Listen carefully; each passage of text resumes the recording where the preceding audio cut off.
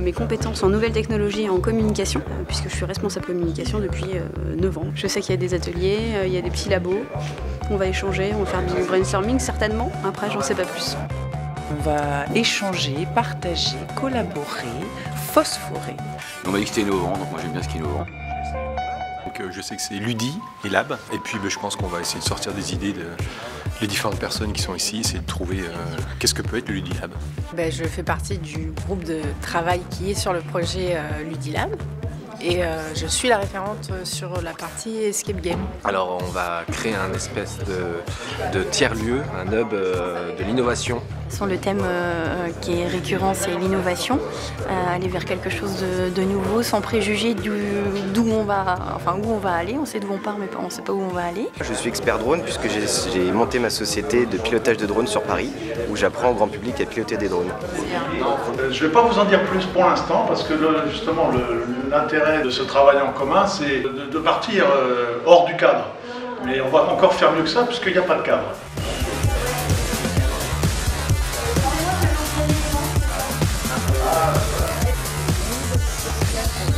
Pour nous, en fait, la couleur qui est imagée par tous ces papiers, c'est donc l'image et l'analogie avec une rivière, avec l'eau qui coule. On était dans une structure carrée, mais en même temps on laissait la place aux innovations, à la liberté, puisque du coup après on part un petit peu en création artistique. À ceux qui diraient qu'on est accroché au plafond, pas du tout. On est juste limité par le plafond. On va faire la présentation comme on a fait le projet, donc sans réfléchir. Donc il y en a qui ont mis des bouts à droite, d'autres des bouts à gauche. Il y en a un qui a eu l'idée de ça, l'autre l'idée de ça, puis on a mis ensemble. On se rend compte qu'on ne voit pas tous les choses de la même manière, mais qu'il y a toujours une organisation au niveau de l'équipe qui se fait naturellement en fonction des affinités et des domaines d'activité de chacun. Dans mon équipe, un pro du drone, alors du coup on va faire des choses en forme dronique. Nous avec Maud à la com, ça y est, les créatifs c'est mis en place, et puis Jean-Michel, le manager général, allez hop, boum, on fait de la construction, on se met en hauteur, c'est assez sympa.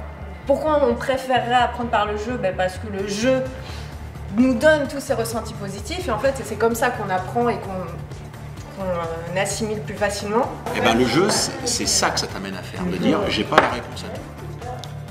Et on va tous apprendre ensemble. Apprendre par le jeu, c'était ça le sujet. Donc apprendre par le jeu, on l'a mis là, mais on s'est dit qu'en même temps c'était jouer pour apprendre. Et on a cette ambition que ce ne soit pas juste un escape game, c'est aussi une expérience où on va apprendre quelque chose. J'ai jamais pensé que j'apprenais par le jeu. Par contre, moi à chaque fois je me disais toujours, depuis que je suis toute petite, j'apprends par plaisir. La contrainte créative. Facilitation, animation, c'est très important. C'est une idée intéressante. Après, il y a des grands défis, c'est d'avoir un lieu qui n'est pas forcément, qui est pas hors sol, donc qui vit aussi à la fois avec le territoire et qui aussi permet de créer un flux naturel assez important pour que ce lieu vive de lui-même. Donc c'est le but de la journée, c'est de trouver les sujets, les interactions suffisantes pour créer ce flux-là. Une réflexion qui avance avec une construction qui se fait au fur et à mesure. Donc on n'a pas encore fini, on va voir où ça nous mène, c'est ce qui est intéressant. Surprise, oui, parce qu'effectivement j'avais beau avoir le mot-clé Ludilab, j'avais pas tout de suite pensé à l'aspect ludique pour cette journée. Ce que ça va donner au bout, j'ai pas encore tout compris, je n'ai pas encore tout compris, mais bon, j'imagine que c'est une phase de construction et qu'après les choses vont arriver naturellement.